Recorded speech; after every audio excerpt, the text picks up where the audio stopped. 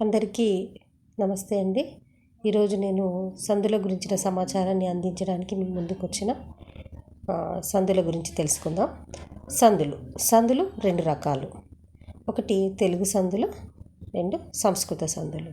తెలుగు పదాలతో ఏర్పడే సందులను తెలుగు సందులు అని, సంస్కృత పదాలతో ఏర్పడే సందులను సంస్కృత సందులని అంటారు. అయితే తెలుగు సందులలో కొన్ని ముఖ్యమైన వాటిని మాత్రమే రాశాను.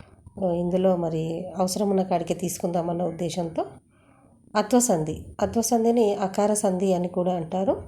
ఇత్వసంధి ఇకార సంధి అని కూడా అనవచ్చు. ఉత్వసంధి ఉకార సంధి అని కూడా అనవచ్చు. ఆమ్రేడిత సంధి, ద్విరుక్త టకారాదేశ సంధి, సరళాదేశ సంధి, రుగాగమ సంధి, త్రిక సంధి, గసడదవాదేశ సంధి, రుగాగమ సంధి, లు లా నల సంధి,